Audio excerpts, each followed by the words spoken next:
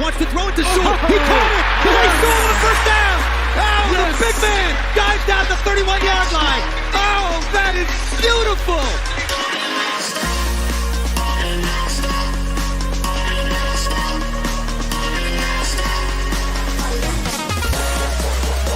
Fields looking, pressured, hit from behind, taken down. Aiden Hutchinson got him. No respect.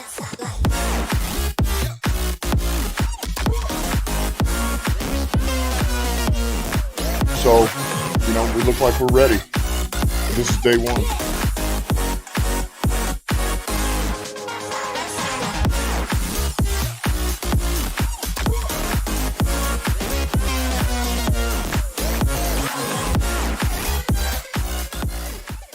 No respect. Victory Saturday. It sounds so sweet. The Detroit Lions just pulled out an amazing victory over Sean Payton and the Denver Broncos. This is the team that we've been missing. This is the team that we started with. This is the team that we finished with in 2022. Are they back? Are they here to stay? Or was there just so much into this game with all of the energy and with the competition between their head coach and his former mentor and former coach that they put it all on the line tonight? I don't think they were fighting for AG. I don't think that they were fighting for Ben Johnson. I think they were fighting for Dan Campbell tonight. This game was circled on the calendar from day one that they knew they had to perform for Dan Campbell, and they did. And they did in a huge way, and it was an incredible win. In the very beginning of this game, it seemed like a tale that we've seen before. It kind of stalled, it kind of stumbled, and then it clicked. And once it clicked, they kept rolling. And they did something tonight that they haven't done in a long time. I spoke about it last week, Friday.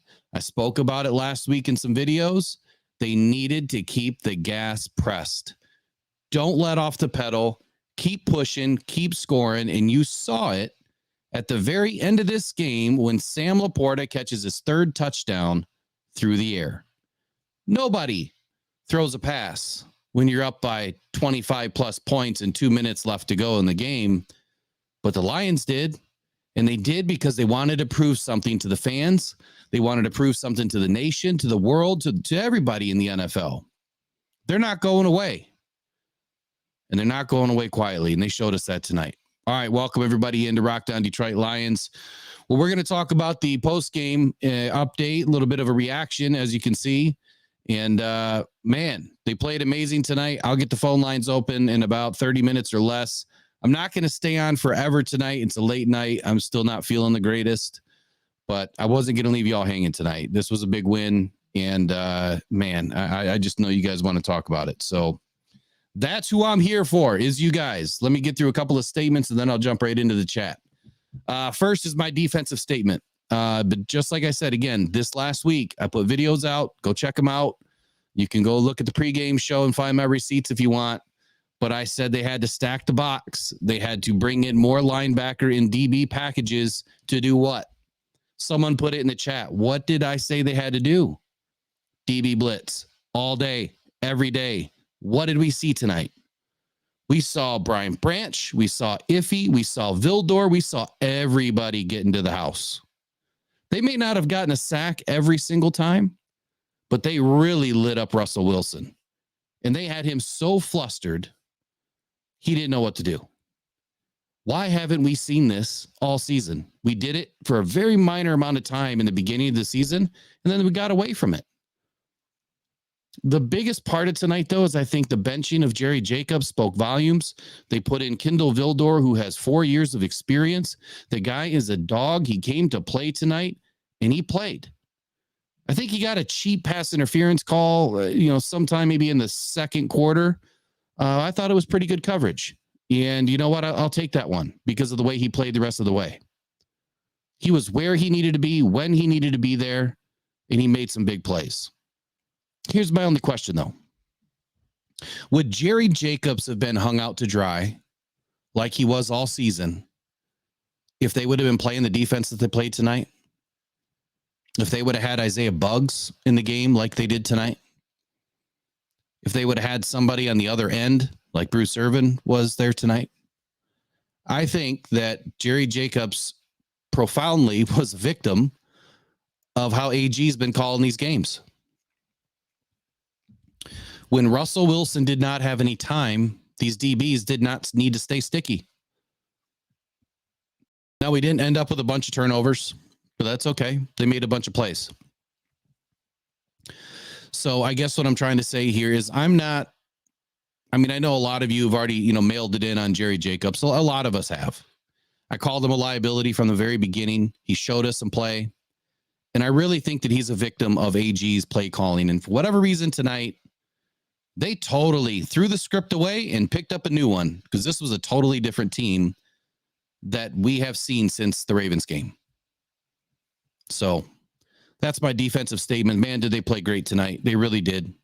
We would have loved to have seen more out of Aiden and the other guys, but they all did a great job tonight. They played hive defense again. Offensive statement. Again, I said this last week. I said that Laporta and Amon-Ra had to have big games tonight, and they did. I said that J-Mo needed to get involved and get more touches, and he did. And did they ever step up, man? I mean, they really stepped up tonight. Big time. 168 yards between Laporta and Amon-Ra St. Brown and 4 TDs, 3 of which go to your rookie phenom, Sam Laporta, who broke the rookie franchise record tonight for the Detroit Lions, most touchdowns in a season. He also holds the record for the most yards in a single game for a rookie tight end for the Detroit Lions with 140, which wasn't tonight. He did that a few weeks ago. But now Laporta is only 3 TDs away from tying the all-NFL record held by Mike Ditka, which is 12 TDs in a single season by a tight end, rookie tight end. And that's back in 1961 is when that record was set. Mike Ditka also holds the most yards by a rookie tight end with 1,076. Laporta is now just 318 yards away from that record too. I'm not so sure that he can average 106 yards the next 3 games, but right now he's in 6th place on the all-time records or the all-time yards list.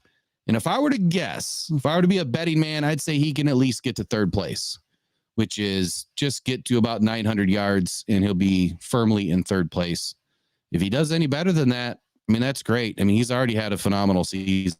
I do think he can break the touchdown record without a doubt. That's only 1 TD per game on the way out for the regular season, and I think that he can do that. All these stats are coming to you by the way of StatMuse and ESPN. But back to J-Mo. I mean, come on. Can we all give this dude a hand tonight? J-Mo. I mean, where did he come from? He finally woke up. Jared Goff was threading the needle to him, getting him the ball, getting him active, 7 targets on the night. He also went up for, what looked like was going to be a crazy injury the way he came down. A little hyperextension of his legs underneath him, but he had probably all sorts of things going through his head. He was probably thinking ACL right away all over again.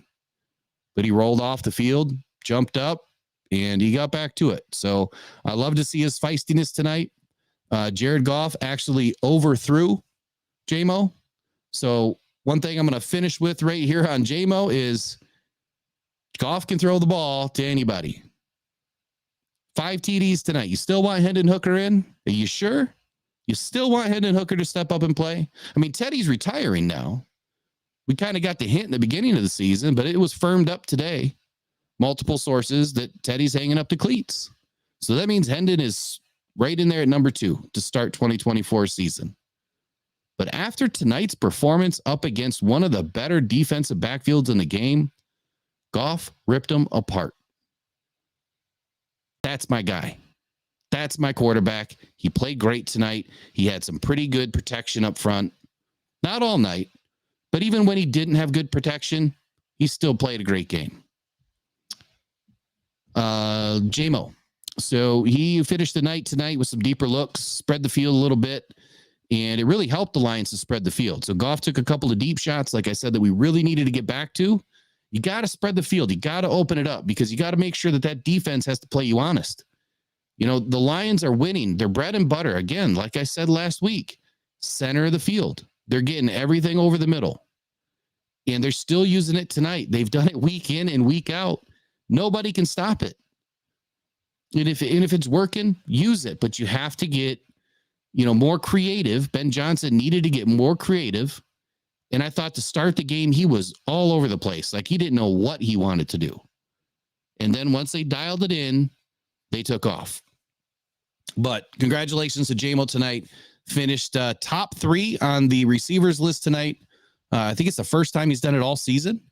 But 4 catches on 7 targets, 47 yards.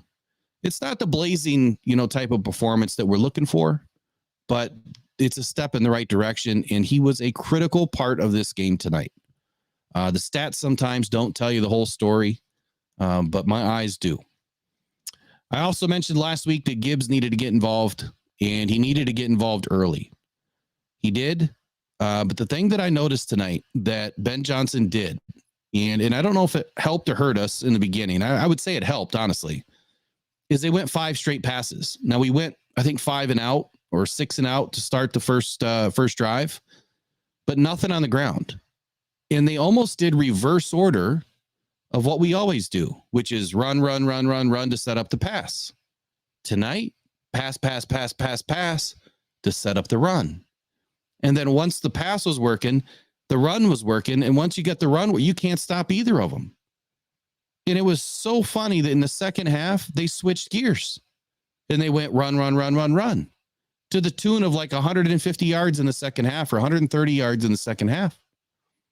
Incredible night. Gibbs and Montgomery finished with 185 yards on the ground with 1 TD for Gibbs.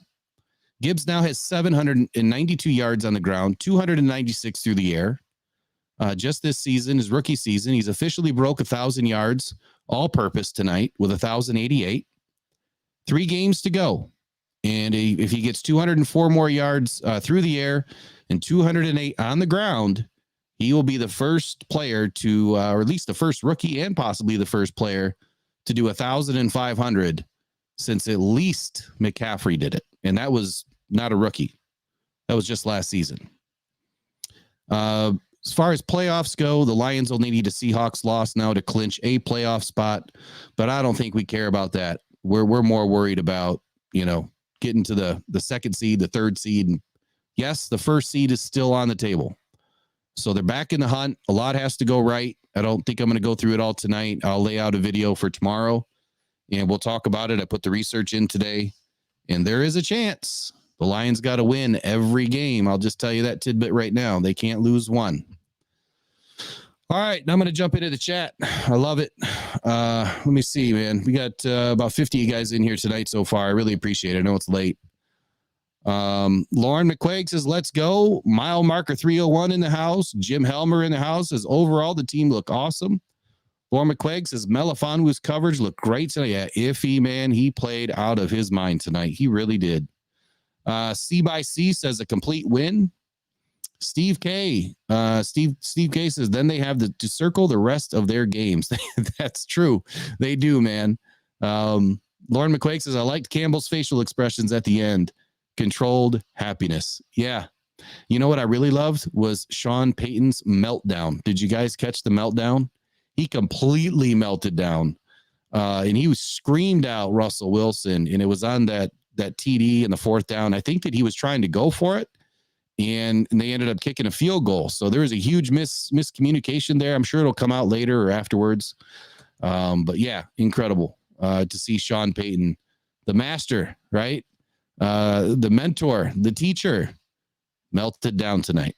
Did you see him too? I mean, even Megan said this. She's like, he was just flipping through his pages of notes and plays like he didn't know what to do.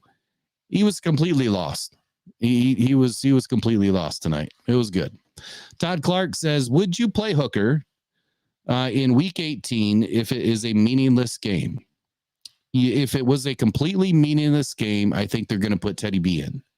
I don't think that there would be any other way to do it than to send Teddy B out. And I think that they will do it, win or loss in the 18th, week. I think that they're going to trot Bridgewater out there to take a bow for everybody. I think that would just be the classiest way to go.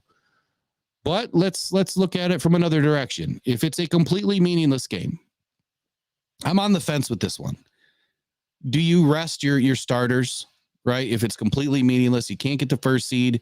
Maybe you're stuck in the third seed and you just can't go any worse by winning or losing. Doesn't really matter. You're stuck. Yeah, I would say rest your starters, but then you always hear that they get rusty and they don't come back and play as well after a break. But here's what I will tell you. The Lions have had plenty of breaks this season. They've had, 3 10-day layoffs and a bye week this season. And I want to say that after each one, they played pretty darn well. I'm going to have to go back and check the schedule, but I think they won every game after a long layoff.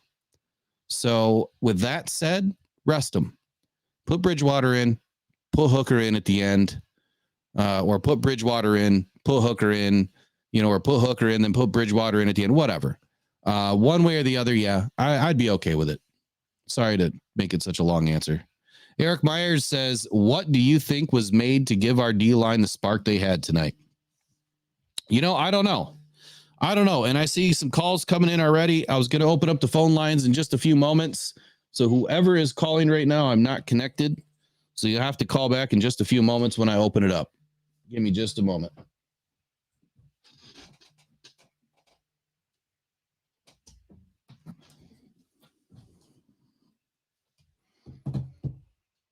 All right. So whoever called, give me just a few moments. I'll get the phone lines open here. I know you guys want to talk. It'd be best to hear you guys talk tonight anyway. I'm all talked out. Lauren McQuaig says Goff was 17 for 23 for 196 yards passing in the first half. Yeah, something like that. It was incredible. And if you look at the stats, they completely flip-flopped. So, all right, without further ado, Doug Rosian says, where'd it go? Says they have great receivers and a great line. They set the run up with the pass, zip 21-0 at the half. Absolutely. So back to Eric's question. I don't know, man. I don't know if it was the bugs deal, because I really think it is. I guess I do know. I think it's bugs. I think that these guys have wanted bugs on the field the entire season. And the reason why I say that is because every single time he's been in, this team has played lights out. And there's only been one game that they didn't play well, and they all crapped the bed, and that was against the Ravens. And I'm pretty sure the Bugs is in that game too. And there's only been one game that they didn't have, really good stats. But other than that, I think that when Bugs has been in, they've played pretty darn well. And I feel like this team was kind of like in mutiny against it. Like, you got to put this guy in. But maybe not. I mean, I really can't speak to any locker room issues. We can all speculate, but something funny was going on. And tonight, man, they just played really well. And the one thing I want to say about Aiden tonight, which I don't have much to say, he had a really, really weak night tonight, and that's okay, but that because he did his job. He finally just did his job tonight. Remember when last week and I said, here's your box, stay in your box. If you leave your box, everybody else is in trouble. Well, tonight he stayed in his box. He would rush the line or rush the edge and then come back and sink back into the flat, then rush the line and then come back.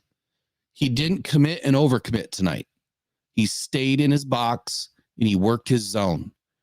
He didn't get a ton of production tonight, and that's okay because we didn't get a bunch of broken plays off it either.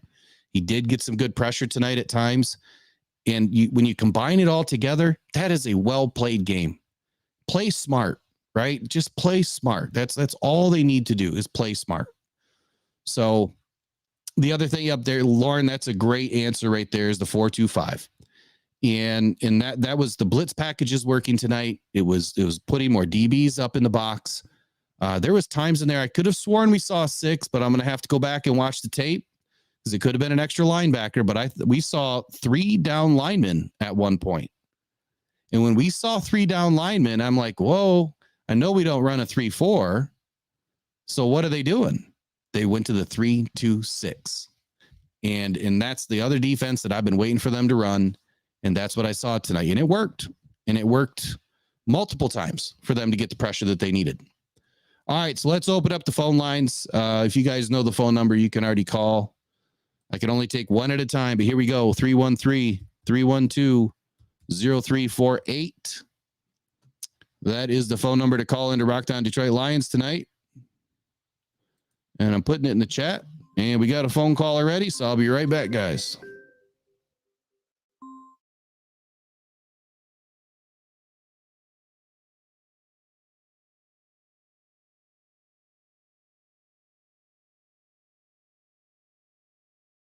All right, we got Vince on the line. Vince, how you doing tonight, man? Long time no talk. Yeah, man. I go into massive bouts of depression after losses, and I completely check out. Yeah. Well, tonight you got a big win, so you get to celebrate.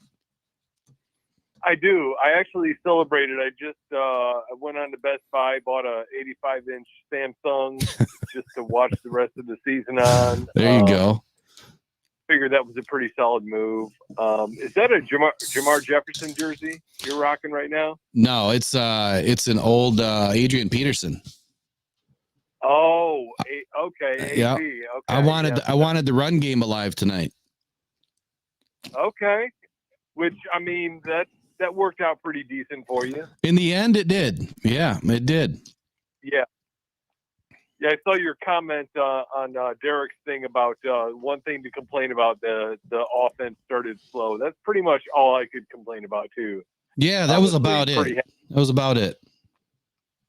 I kind of dual streamed. I watch the YouTube stream thing on my TV, and then depending on what the team is, I'll watch. Like tonight, I kind of had Perna in the background from That's Good Sports because he's a Broncos guy, and he had spun that wheel cursing the Lions, and his curse wheels worked like almost every game this year, but he lost it tonight, which was a great deal, and he was pretty defeated, which was great to see. But I don't know these people. I've never really been a YouTube person, believe it or not. It's like I started watching some YouTube last year.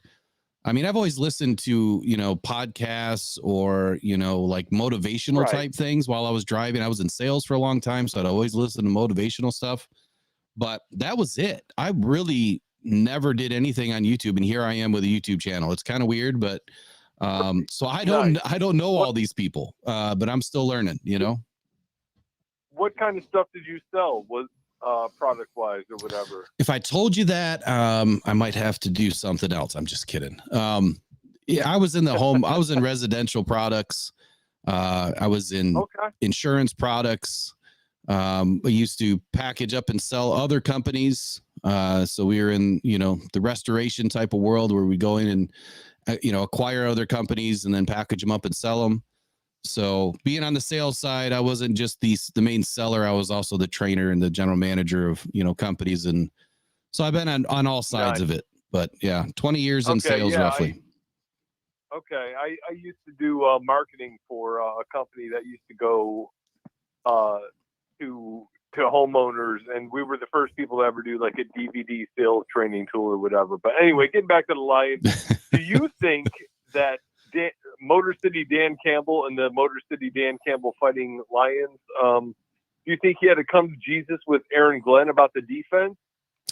I think so. But again, I think my first statement tonight is, then my biggest statement is, I think that these guys were not fighting for AG. They were not fighting for Ben. I mean, Ben's been excellent, even though he's had a couple of crap games. I think tonight was about Dan Campbell. I think that, like I said, this game was circled, and these guys were going to go out there and fight. And they wanted, Dan Campbell, their coach that they love, because no matter what's going on with AG, they still love Dan Campbell. This team plays for Dan Campbell. They will run through a brick wall 3 times over for Dan Campbell.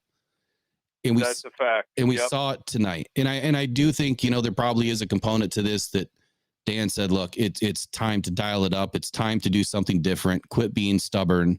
Because these coaches, they do get stubborn. I mean, I know this from personal experience. You walk in with a game plan. You think that you've done all the research, and then you get stumped and you hit a brick wall, but you're so stubborn, you keep doing it over and over and over again. It's like the definition of insanity. Is that stubborn guy? Yep. And that's he's proved that with Bugs. Like whatever his, I don't think, I wish I could have been a fly on the wall and known what him and Bugs argued about. I know that's kind of like conjecture at this point, because nobody really knows if that was a fact, but I can't see anything else happening. And just the way AG is at press conferences, that one of the press guys asked him about making adjustments. He's like, "What? Make adjustments? We go into the game with a plan." And it's like, come on, dickhead. I'm sorry, man. I just, AG is kind of like stubborn is who he is. And I just, like you said, I think the players are fighting for the big picture of Dan Campbell. Like, I think he is the guy that they respect and they want to fight for. And, who knows, maybe they had another one of those player meetings like they did during the the midway through last year when they started playing right. You know what I mean? Like, yeah. That seemed to have helped. That seemed like there was quite a bit of a turnaround last year midway through the season. I think that was right after Aubrey Pleasant was let go.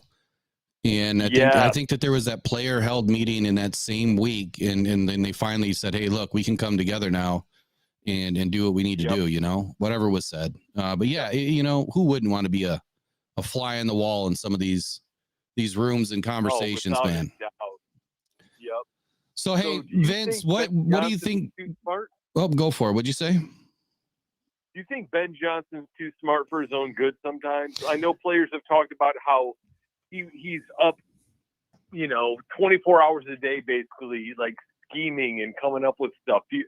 I feel like kind of he might be smarter than most of these football guys are, and kind of over analyzing what, the chess game. Like, okay, if I make this move, I'm thinking 4 moves ahead, and he almost outthinks himself when he might be dealing with some caveman mentalities in the football thing, who only know the gridiron side of things. I think that there's something to that, Vince. I think that one, you'll know this from sales. Sometimes you get paralysis by analysis, and you put too much into it, and you get paralyzed from it. And when that happens, you're in trouble. And I kind of feel like Ben was a deer in headlights for the last few weeks with some of these play calls that he was calling, like the, last week, the 4th and 1, the delay counter in shotgun 7 yards behind the line of scrimmage. And it was not only a delay, but it was a counter. So it's a step right, step left,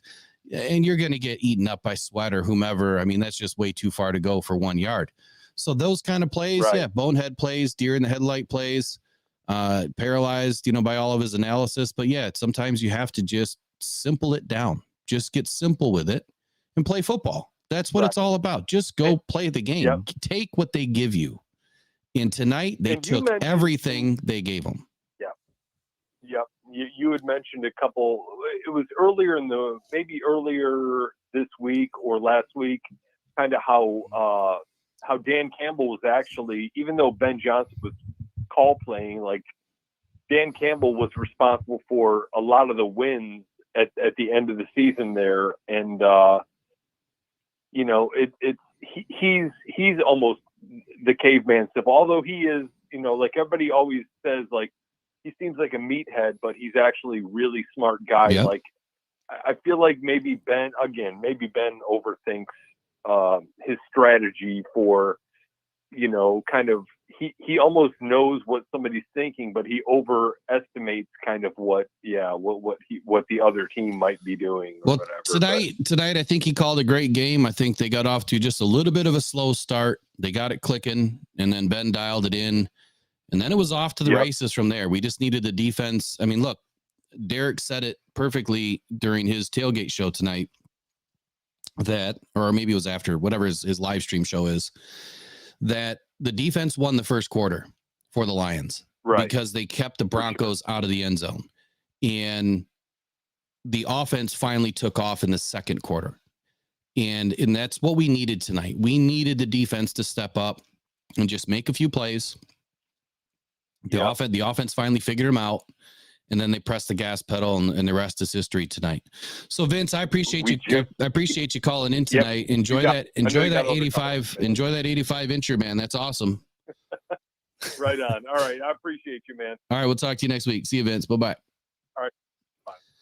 So I like Vince, and what he brings to the table. He's talking about, maybe sometimes you outthink yourself, and maybe the Lions were just getting too complex with things. And if I could bring it back to something that Dan Campbell said this last week or the week before, he said sometimes you just have too much into it. Did we put too much? Did we give the guys too much? Did we force too much on them?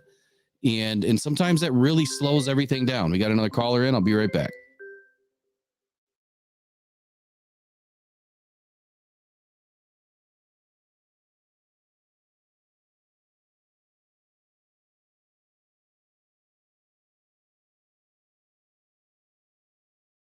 Okay.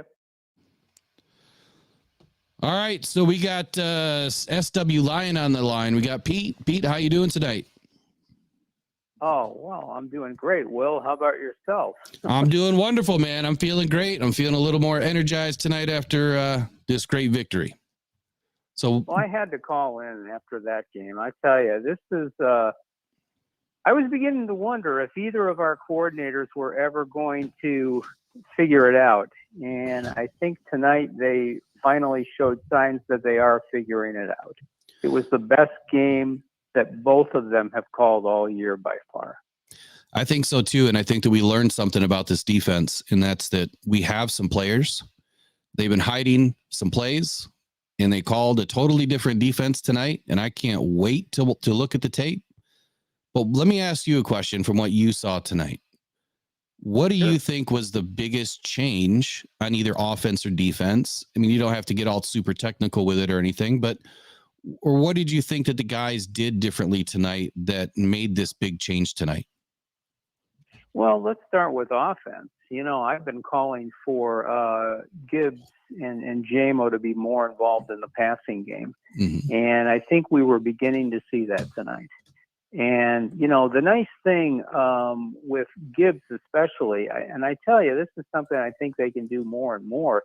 If you fake the handoff to him and you make it obvious that he's not going to get the ball, chances are the other team is going to just go past him and try to rush Goff. Well, that means Gibbs kind of gets a running start. He's in the middle of the field. And, that was where he got one of the scores. It was on a pass in the middle versus in the flat or off to the side. And, him and Jamo are both matchup nightmares. And it was just nice to see them getting both of those guys more involved. That was the biggest change that I noticed on offense. And defensively, it was the blitzing. I mean, they just blitzed a lot more. The next step, I think, in AG's development is maybe to disguise those blitzes a little bit more. But, hey, listen, at least they were aggressive. They added speed to the rush. They had Branch, Iffy, they're fast guys coming in there. And, yeah. Yes. So to comment on that, that's exactly what worked tonight is the blitzing. And I don't know why AG has been so slow to call the blitz this season, but it seems like he's been heavily predicated on, all right, I've got my guys and they can win their one-on-ones. So that's what I'm going to let them do. I'm just going to let them win their one-on-ones. And he never overloaded one side or the other very often. He didn't do a lot of stunts or twists at the line. And it just kind of got stale. But tonight, he sold out. When you send a DB, someone's open. And our DBs did play a little slow, at first, meaning, Vildor, for instance, or not Vildor, Iffy, he ran like 25 yards in a half a circle all the way around to get Wilson. And that's a very slow blitz. Like, you never want to be that slow with it. So there was some things that they're going to find and work on out of this, but at least they did it. And at least they had some success.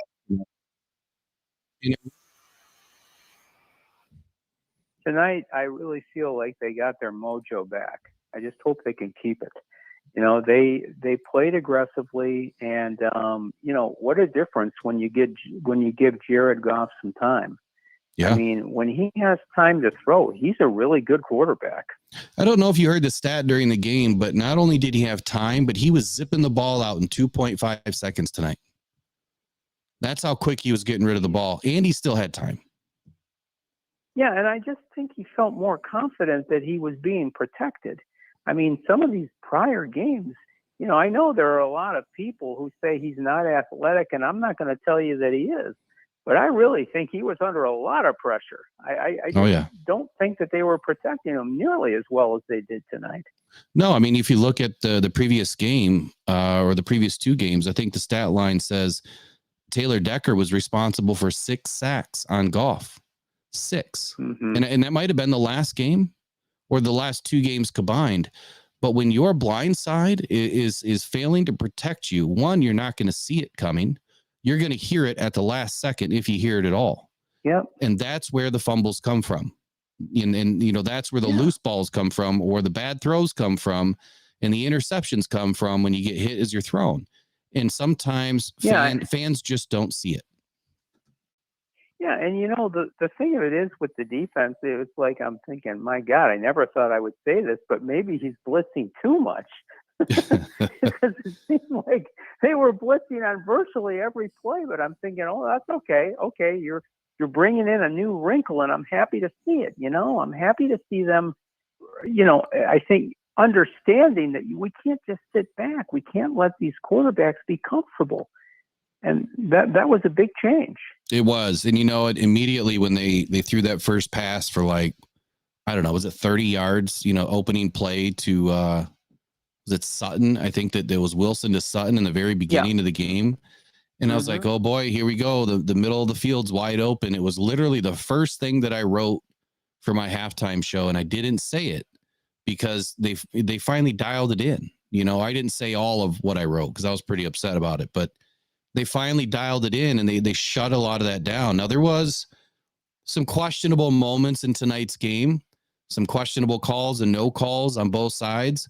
I felt like the refs tried to let them play tonight, but there was some points in the game that, man, there was some calls that were just really bad. But then again, the Lions didn't get down. They just kept fighting through it and kept finding ways to win. And that's what winning football teams do.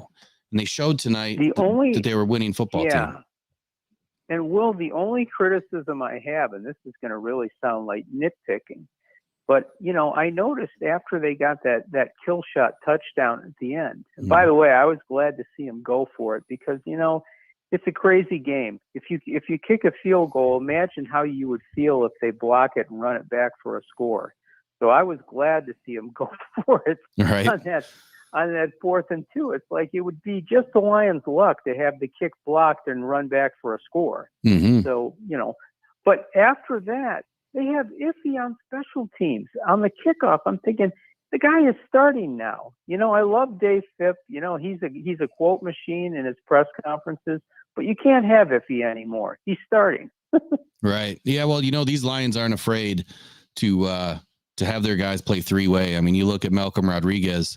He's out there in special teams. He's out there in offense. He's out there in defense. He's the first 3-way player that I've ever seen in a Lions uniform. I can't remember another one, at least in recent memory. So we have them. It's rare, but they're around, and it's just a good thing to see that these guys are willing to do whatever it is to get on the field.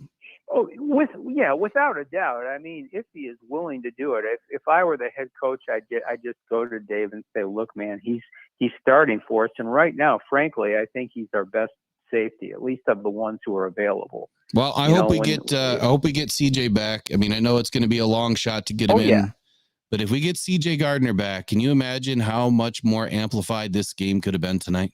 Oh, he will add to the mojo that they just got back tonight. 100% for sure. I can only imagine what how he's feeling tonight and what he saw on the sidelines tonight, because man, they were all about it. The vocal leadership came alive tonight. I saw Goff going up and down the sideline, getting his guys going and keeping them pumped up. And that's something that I really don't see much out of Goff.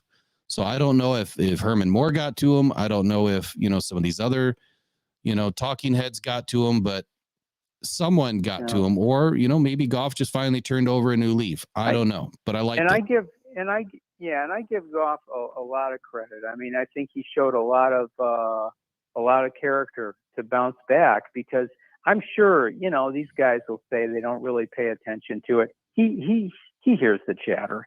And, I've been one of his biggest supporters, and I can't defend the indefensible. I mean, he's not played well lately, although I think a lot of it, again, is he's been under a lot of pressure, but Yeah. he hasn't played well. Well, that's very true. And I want to thank you for calling in tonight, Pete. I really appreciate you, man. And as always, Take care, man. You too. Go Detroit Lions. We'll talk next week. Okay, we'll see you. All right. Bye-bye. All right, Pete, Southwest Lions 16, man. He's been a day one guy here in Rocked On Detroit Lions podcast, and Vince too, and Lauren out there. And let me get back into the chat. I know it's been a minute. Sometimes that happens when get going on these phone calls here. But let me jump in. We'll see. Doug Rosian says, I think there was division that got healed. Man, if they did it, they did it in a big way tonight. Ed W says, Denver was in no way prepared for all the blitzes that came their way tonight. I believe that, and you're not lying, man. There you go. They had some spirit tonight. They really did. And Peter Braley says, I guess Sean Payton was the one who came in and got embarrassed. That, why didn't I think of saying that? That's spot on. Spot on, Peter Braley. That's incredible. It's funny how the table turned tonight. Psychedelic Monk 313 says a very complete game. Well done, boys. Absolutely. And Doug Michael Rosine says, I could care less if Hutch gets one more sack as long as he hustles and supports. Perfectly said. And he did that tonight. He really did. He had, the majority of a complete game if he would have, maybe grabbed a sack or something, but he played a very well-controlled game tonight. And I think that was a growth moment for him to realize that he doesn't have to do everything. He just needs to do his job. And I feel like when you go back to 2022, first 6 weeks of the year, there was a lot of deficiencies going on in the back end of the defense. They blamed it on Aubrey Pleasant, but the back end was not doing what they were supposed to do. One, they weren't following the plays. Two, they weren't doing what was called. And that left a lot of liabilities for the front seven. And when there's a communication breakdown like that, you saw Anzalone play terrible, and you saw Hutch get out of alignment too. And Hutch was a rookie. He already had enough on his plate. But Anzalone, it really affected because he had to call all the plays. He had to call all the checks and all the assignments and get everybody in position. And when someone doesn't know what they're doing, or they're confused, or they're just not going to do it, he had to start playing extra for the rest of the players that aren't doing their job or didn't know what their job was. And you're seeing that out of Hutch this season. I feel like he was trying to make up for something by, going extra hard, but he doesn't realize it's taking him out of position at the same time. So tonight was a big growth moment for him. I'm happy for him. They really did a great job tonight. They really did. Both sides of the ball. Lauren McQuaig says, we should remind ourselves that AG ran the nickel in 2022, 75% of the time, and we were still dead last in pass yards allowed. Jacobs was considered our best cornerback by some last year. How far we've come. What's incredible about that, Lauren, is we pretty much have the same defense on the field as last season outside of Cam Sutton. So we didn't really change a whole lot. We don't have Mosley. We don't have CJ.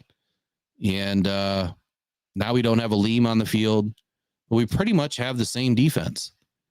And for us to not make any, growth, I think that's a failure on AG's part. So I don't know what he's done differently, but whatever he did today, it wasn't a failure, man. They played lights out today. No, I didn't see a super chat. I was on the phone call. So let me shout that out from Ed W.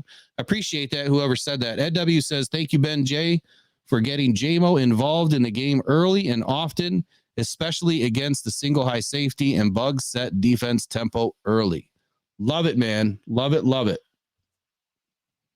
Let me dial you up one here. Hello. You play to win the game. That's right. We play to win the game, and that's exactly what Ben Johnson did tonight. So thank you, Ed W. A shout out for your $4.99 donation, man. Appreciate you. And thank you to it was Ed W. that said that. I appreciate it, man. Doug says, I really thought Barnes looked like he had a broken wing, not able to hit or tackle. He did get banged up. I believe that was in the first half. and he had something hurt on his shoulder or hit his shoulder when he landed funny. And I guess he did come back out in the second half, but he didn't look the same. But at either way, I mean, they still played a pretty darn good game. So phone line's still open. If you guys want to call, it's 313-312-0348. And Kenneth Caldwell says, thank you, Lions, for getting the Broncos off the Chiefs back. Laugh out loud. You must be a Broncos fan there, Kenneth. Or, I mean, I'm sorry, a Chiefs fan. All right, let me jump into some other notes here.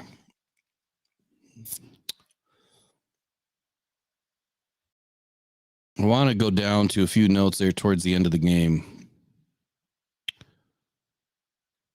And I'm just going to read a few things here. So Broncos had a gimme pass interference call. I don't think any of us thought that was pass interference. And that led to a touchdown that really wasn't a touchdown. And I thought at that moment that there might have been a little bit of a momentum shift, right? I mean, you're like, holy cow, they get this huge pass interference call. They get a touchdown off of it. And what are the Lions going to come out and do? It's like, these are the moments that we've seen the last few weeks where things start to unravel. And that didn't happen. The Lions jump out. They hit Brown right away for 26. 2 plays later, they hit, Gibbs for 11 yards.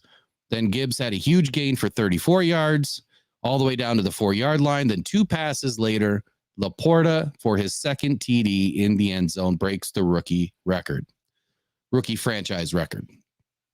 So that was good to see that the Lions got, they got some bad calls and they came right back and fought and did what they had to do. And that was keep the gas pedal pressed. And Kenneth says, yeah, I'm a Chiefs fan. Hey, that's cool, man. Well, welcome into Rock Down Detroit Lions tonight. Were you here when I did the breakdown of the Chiefs game? I did the opening week. I did the offense defense. It was like a 4-hour show broken up into 2 segments. It was pretty cool. So the next play after that, the Broncos get the ball back. Wilson made a couple of nice plays to the tight end for 30 yards. Then the next long pass play was knocked out by Iffy. And Iffy was just all over the place. Huge play. Then Buggs makes another big stop. And then guess what? Aaron Glenn.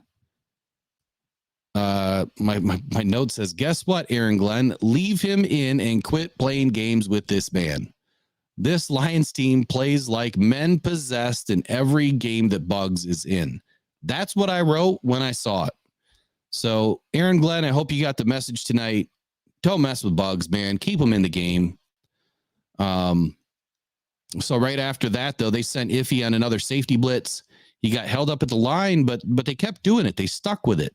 And it resulted in Sutton getting burned for a 19-yard pass play, but that's all right. Sutton was targeted again for a 12-yard pass play.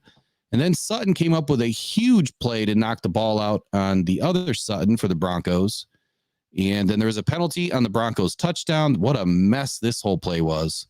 Nullified the touchdown. Sean Payton has a complete meltdown on the sideline, loses his mind.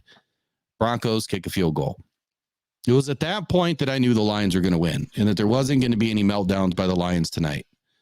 Right away, the Lions started with a run to Monty off the left side for 7 yards. Jamo made a huge catch with an injury concern, right? His legs got kind of bent backwards, looked like he was hyperextended, but he toughed it out. He really made his name felt today. His presence was felt on the field today. Jared Goff was averaging 2.5 seconds per pass. Monty was having his cake and eating it too. I mean, he was getting 5, 7, 9 whenever he wanted to. There was a big pass interference play on Reynolds by the Broncos. Lions were 1st and 10 from the 25. Monty powers it up off the left side to gain 13. Then Gibbs off the left end for the TD. So the Lions played a complete game. I mean, the pass elevated the run elevated the pass, and the defense was all over the field. Completely complete game. So Ed says AG is still pissed off by putting the land before time in coverage when he comes a pass rusher. I don't get some of the plays they call, but you know what? The land before time, Bruce Irvin, he has just been amazing as an addition to this team. Now he's only got one more call up for the rest of the season. I'm glad they called him up today because this was a game that we needed him, and it showed. They played as such a complete defense today. Ed says the refs made up by not calling a touchdown 2 times for Denver. That's hilarious. Oh, man. You would only expect something like that in a Lions game, right? Phil asks, how did Bruce play? I haven't looked at his stats. I mean, I don't think he registered anything as far as the stats, but I can look him up real quick.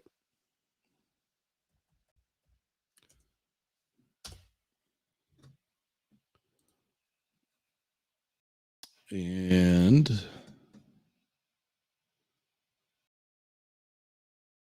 give me 1 second.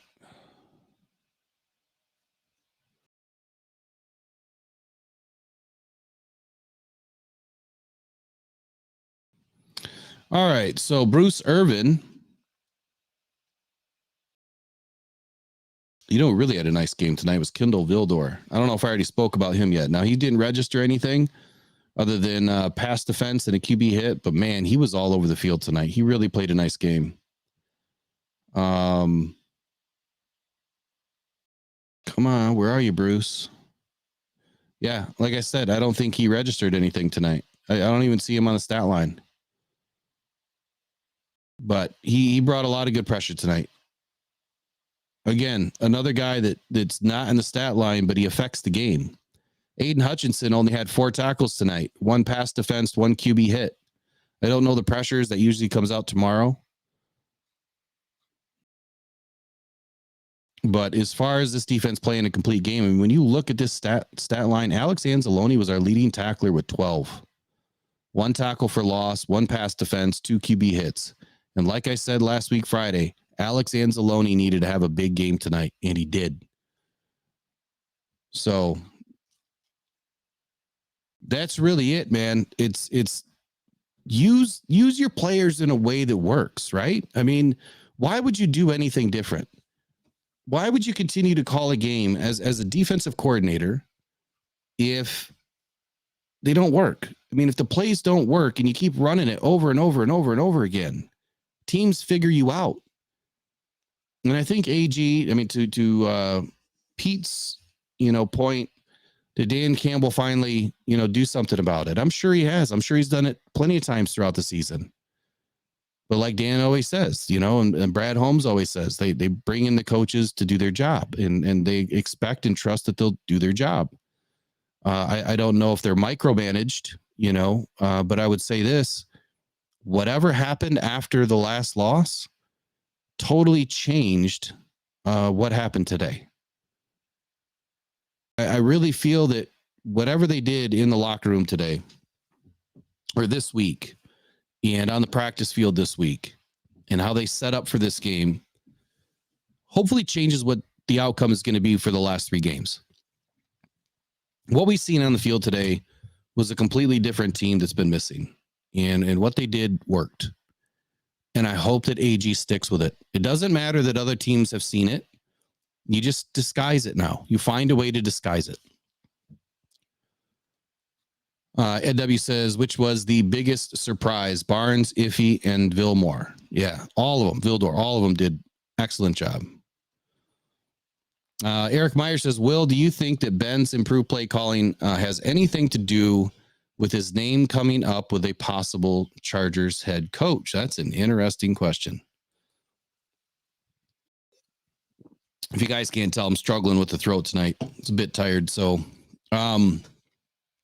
he dominated tonight completely. He was a little out of sorts in the beginning, like I saw. I don't know if you guys saw the same thing, but it just felt like it was all over the place in the beginning.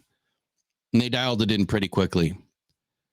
But I think that Ben Johnson has enough respect for the Detroit Lions organization, and I think that he has enough respect around the league that they understand some games are just better than others. And tonight, I think he went all out. I don't know if it was for the Chargers head coaching job, but I'll tell you this. I think that Ben's gone.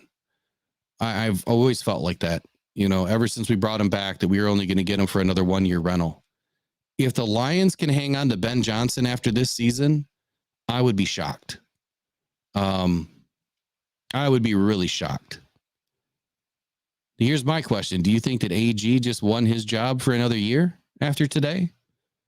If they win another game next week and clinch the NFC North, does that give AG another season because of what they did tonight?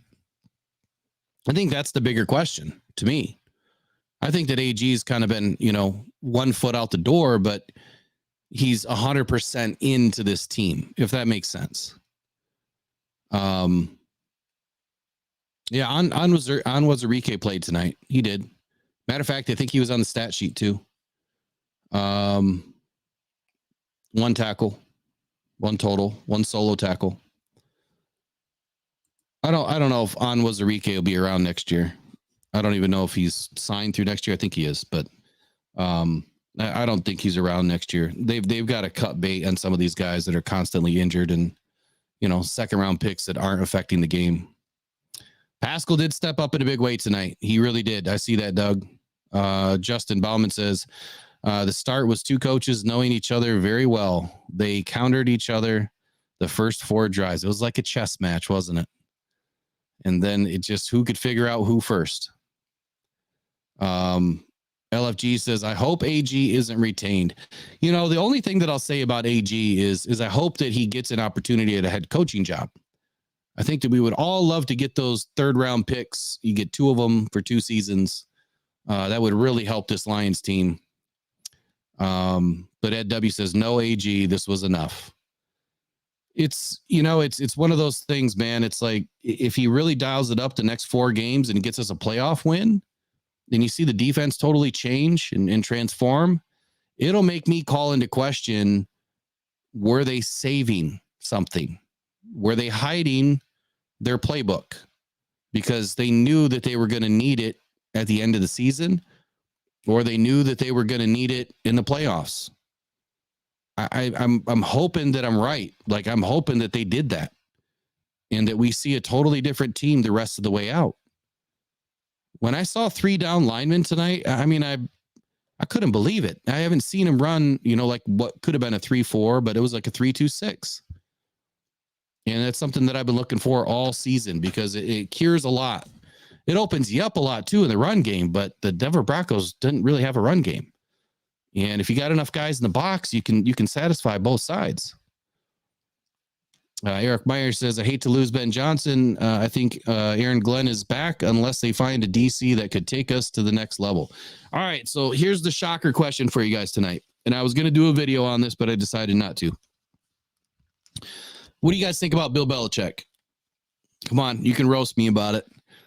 I'm not saying to bring him to Detroit, but how fitting would it be that Bill Belichick comes back home? He played where he was coached here in his 2nd season as a coach. He was with the Lions. If I remember correctly, was it either after the Giants or after the Jets? Either way, it was like in the 70s. This was his 2nd stop. I don't think Bill Belichick would ever take a defensive coordinator position, but he is a defensive genius. More so than that other guy we had, who couldn't do anything right. But it would be interesting. I mean, do you think that it would be interesting to have Bill Belichick come back and coach the Detroit Lions defense and we start winning Super Bowls? I don't know. Might be some rumors flying. Yeah, no, thank you. I'm in the same boat.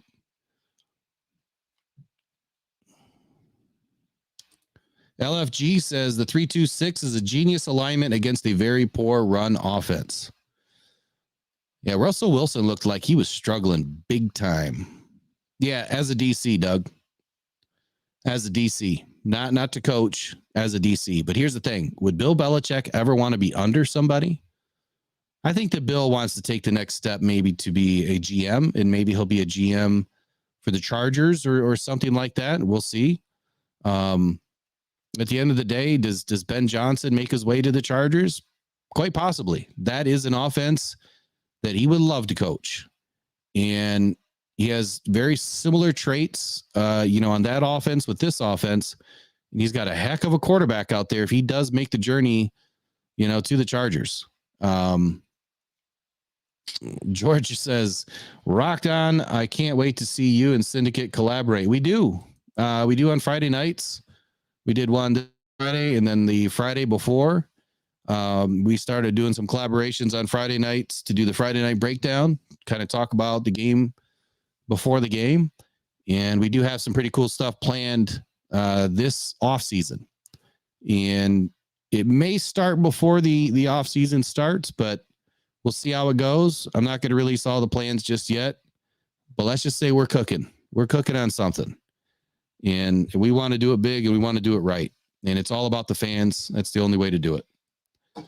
Some of these other places, they kind of forget who their people are and what the fans, including myself, mean, to them. And without us, they're nobody.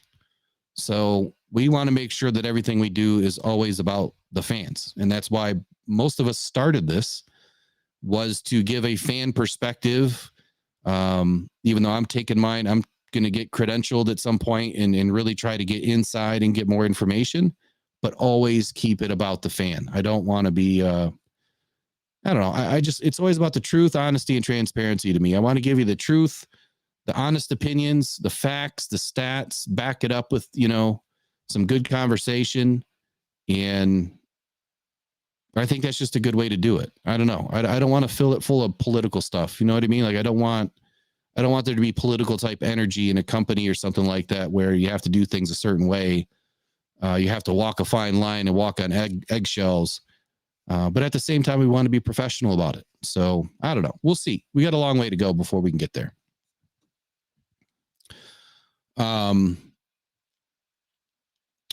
Doug says, the difference with you, Will, is you respond. You alone do that. Yeah, I try to do it. I really do try to respond. I try to get to everybody's comments, chat.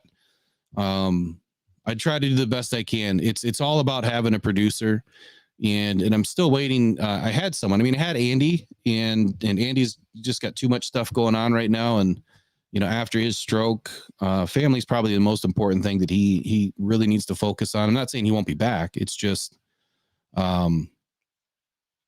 tough right now. So it's one of those things where I've got to get a producer, and once we get a producer, all of this stuff starts to get a lot easier. So collaborating with somebody like Syndicate helps to make that a lot easier, because then you have two guys that can do it on their own, that can do it together, and then adding a producer to the mix only makes us that much better. So it's going to take a little time. I guess that's all I can say. And I don't know if you guys are on the Rock Down Detroit Lions Facebook page at all, but I did release today the event, which is the 2024 fan club cruise. And I'm planning right now a cruise somewhere leaving, Miami or Tampa in July of next season.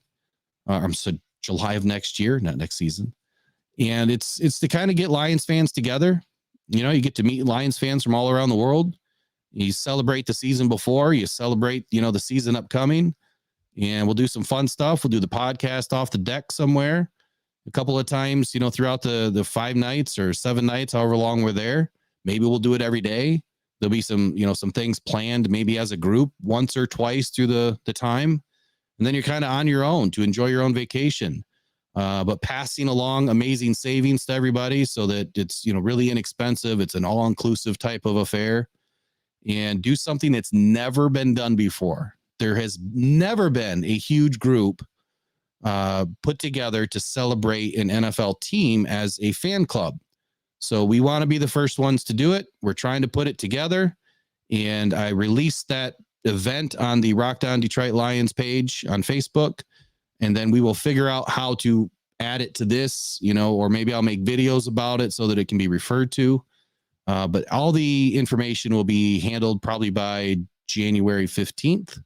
And that'll give us about, 6 months or so to get payments in. And we don't want to handle any of the payments. We'll let the travel agency do that. That way you guys can get everything set up with them. So it'll be fun. All right, let me back up the chat a little bit. Rock Down playoffs will be awesome, 100%. And I think Derek's coming with us. Derek's going to be sitting with myself and my lady Megan at the first playoff game. So that'll be great to have us all together. Ed says he's curious who Ben Johnson would have as his OC. That's the dilemma. That would be tough, wouldn't it? I think he might call his own plays. he can have somebody there to be an OC or to be an offensive assistant or maybe a couple of assistants, but I think that he might call his own plays.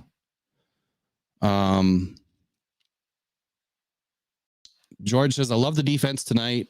Why do we see so much flashes of greatness or guys being put in the best position, knowing we don't have all the talent, but most of the season we've played subpar? I can't answer that. I think it's AG.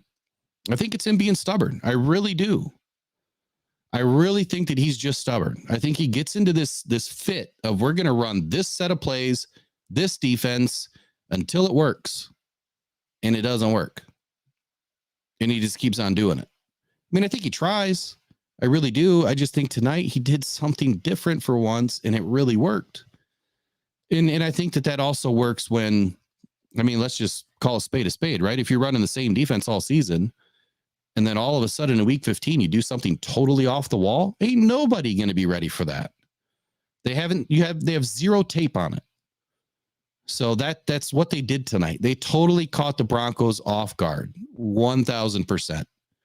The teacher became the master tonight. Or I'm sorry, the student became the master tonight.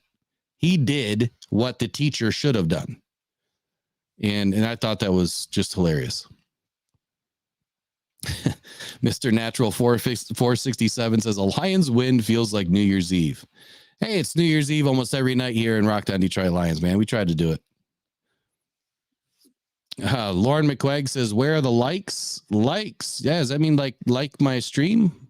I never asked for that stuff. I never, I asked people to subscribe maybe one time, towards the end. And I really don't ask for that stuff. I appreciate you pumping it up, Lauren. So look, my throw is giving out on me, guys. If there's anybody else that wants to call in, this is the time to do it. It is 12:45. I didn't realize we were going on 1 a.m. And we'll end the stream tonight. So I appreciate you guys all jumping in with me. It's been a heck of a day. It's been a heck of a weekend. I'm going to get some good rest in tomorrow.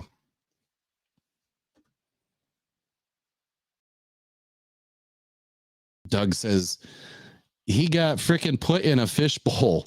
AG, that is, and Dan and his mentor, too hot of a seat, not to bend his will. I didn't catch that one, Doug.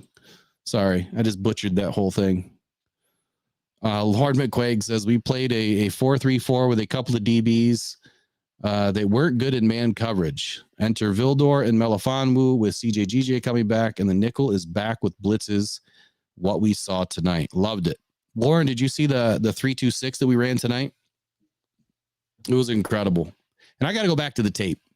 Like I said, there could have been an extra linebacker or a defensive end in there that was kicked out that I just didn't see, but pretty positive we ran the 3-2-6 for a minute there.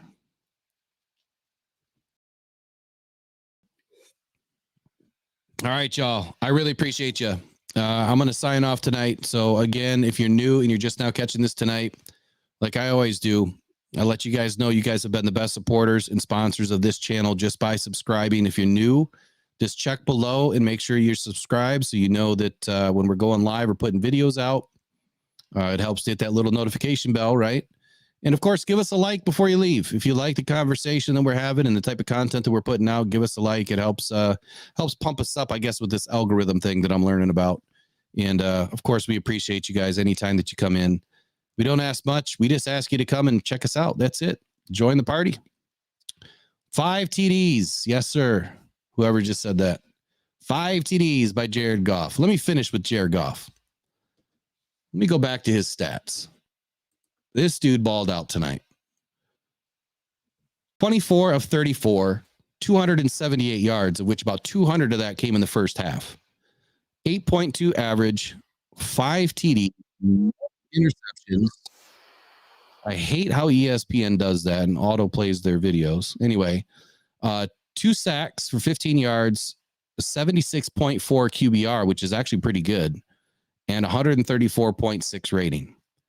Might be his second or third best game of the season, because he's had some pretty good games, but never 5 TDs. And I think that could be a record for him as a Lion. And I know that he had 5 TDs in LA, but it might be a record for him as a Lion. So we don't need Hendon Hooker yet. we all needed to just relax. Like I said the other day, just relax. Things are going to dial back in. And they showed us tonight that they're still smart enough to make adjustments and do what works. And they stuck with it tonight, and they put the gas pedal down, and they never let go. So I hope we see that the rest of the season. I appreciate all of you. You guys are the best part of this channel, and we'll see you next time. Go Lions. Go One Pride. We'll see you later. Bye-bye.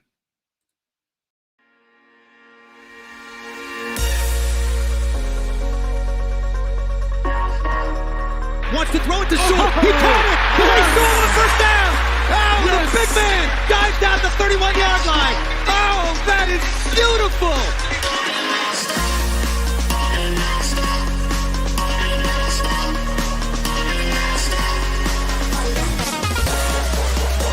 Fields looking pressured. Hit from behind. Take it down. Aiden Hutchinson got him.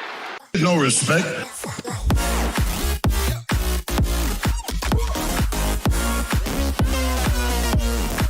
So, we look like we're ready. This is day one.